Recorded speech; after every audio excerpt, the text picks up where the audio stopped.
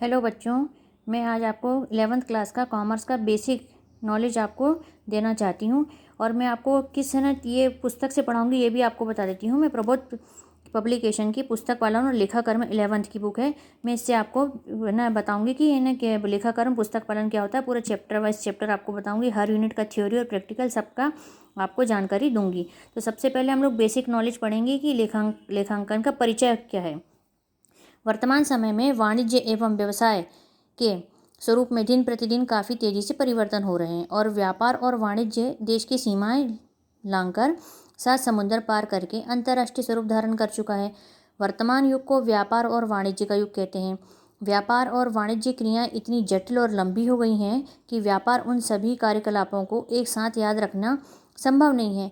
इसलिए वह उन सभी व्यवहारों को एक पुस्तक या किताब में लिख लेता है। कहने का मतलब ये है कि कोई भी व्यापारी जो होता है वो बिज़नेस जब स्टार्ट करता है तो उसको सबसे पहले पूंजी लगानी है। पूंजी लगाने के बाद वो है ना कहाँ से माल खरीद रहा है, फिर उसने कितना माल बेचा है, उसको बिज़नेस स्टार्ट करने के लिए क्या क्या चीज़ें की ज़रूरत पड़ रही है, क्या क्या चीज़ें खरीद रहा है। जैसे फर्नीचर खरीद रहा है और कहना किसी चीज़ का जैसे अनाज का अगर बिज़नेस कर रहा है तो उसको कौन कौन सी चीज़ें है ना अनाज की खरीदनी है, ये सभी चीज़ में। और उसने मतलब जो भी है ना कहीं दुकान वगैरह किराए से ली है तो वहाँ का कितना पेमेंट करना है, वहाँ जो लेबर खर्चा हुआ उसका कितना पेमेंट करना है, कितना रेंट पटाना है, ये सब चीज़ की जानकारी उसकी मेमोरी में सब तो एक साथ रह नहीं सकती, कोई ना कोई भूल चूक तो हो ही जाती है उससे।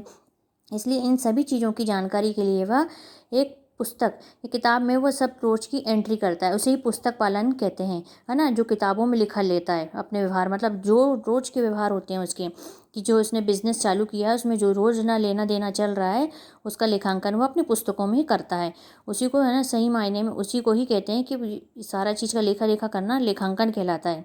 अब है ना व्यापारिक लेन देनों को पुस्तकों में लिखने की कला को ही बही खाता और पुस्तक पालन कहते हैं। जो मतलब बिजनेस से संबंधित लेन देन होते हैं, कोई भी चीज़ का बिजनेस स्टार्ट करते हैं उसी से लेन देन संबंधित चीज़ों को ही पुस्तक में लिखा जाता है, अन्य चीज़ों को नहीं लिखा जाता है। अब प्रत्येक व्यापार एवं व्यापार का उद्देश्य क्या होता है, धन कमाना होता है। कोई भी जो व्यापारी चाहता है कि वो अपना व्यापार करे तो धन कमाने के उद्देश्य से चाहता है, ताकि वो अपना धन उपार्जन करके अपने परिवार का भरण पोषण कर सकें। इसलिए कहा जाता है कि व्यापार में लाभ का वही स्थान होता है जो शरीर के लिए भोजन का होता है। अब वित्तीय वर्ष के अंत में वह जानना चाहता है, कोई भी व्यापारी जब व्यापार का वर्ष का अंत होता है जब, है ना, तब ये चाहता है कि मैंने साल के अंत में कितना मैंने फ़ायदा कमाया, कितना नुकसान हुआ, कितना सामान बचा, कितना बिका, और है ना इतनी पूंजी लगाने पे पैसे कि मुझे कितना प्रॉफिट हुआ है, कितना लॉस हुआ है, ये सब चीज़ जानकारी चाहता ही है ना कोई भी बिजनेसमैन।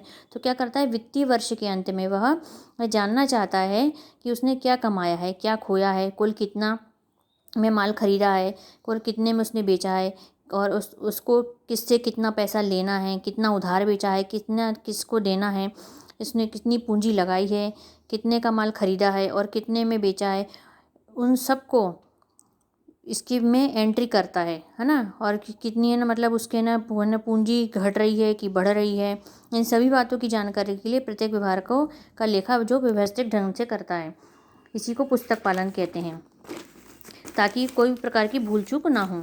ठीक है। अब एक कहावत आप लोगों ने सुनी तो होगी कि पहले लिख पीछे देख भूल पड़े तो कागज़ से ले। यह कहावत बही खाता की आवश्यकता को प्रतिपादित करती है। बही खाता का आशय और परिभाषा। बही खाता शब्द अंग्रेजी के बुक कीपिंग से है।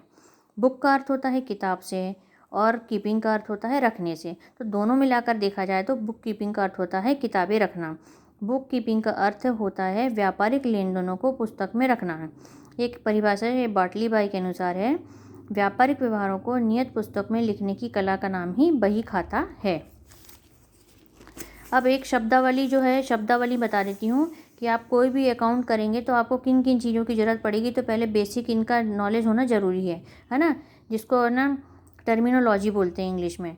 ये कि आपको पहले क्या क्या बनाना पड़ेगा, जैसे पुस्तक पालन है, फिर लेखांकन करना, लेखांकन सूचना तंत्र, डेबिट करना, क्रेडिट करना, है ना, पूंजी है, ड्राइंग है, जीवित स्टॉक है, मृत स्टॉक है, रहतिया है, व्यापारिक बट्टा है, नकद बट्टा है, लेखा पुस्तक है, व्यापारी है, व्यापार है, विक्रय है, क्रय है, विक्रय वापसी है, क्रय वापसी है, लेनदार है, देनदार है और बट्टा है। मैं आपको इन सब चीज़ों के बारे में बताऊंगी कि क्रेडिट क्या होता है और डेबिट क्या होता है।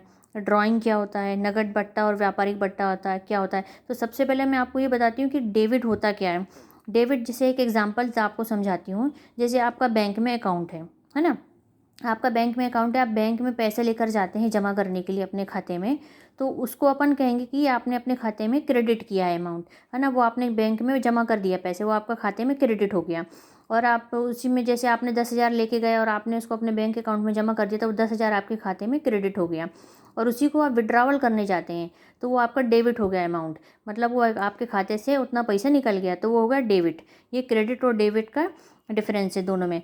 तो ये चीज़ तो क्लियर हो गई होगी कि डेबिट और क्रेडिट क्या होता है। अच्छा, आगे आपको एक सवाल करके हम बताएंगे कि डेबिट और क्रेडिट क्या होता है। पहले थ्योरेटिकल क्लियर होना बहुत ज़रूरी है कि डेबिट क्रेडिट क्या होता है, ड्राइंग क्या होती है, स्टॉक क्या होता है, व्यापारिक बट्टा क्या होता है, नगद बट्टा क्या होता है। ये सब आगे जैसे जैसे सवाल करते जाएंगे वैसे वैसे पहले आपको आते जाएगा। जैसे आप पहले सिंपल सवाल करेंगे कि ना, किसी व्यक्ति ने बिज़नेस स्टार्ट किया तो उसने मजदूरी दी, है ना, तो उसने सामान खरीदा, तो उसने सामान बेचा, तो उसमें आना कुछ व्यापारिक बट्टे का आगे में आएगा सवाल।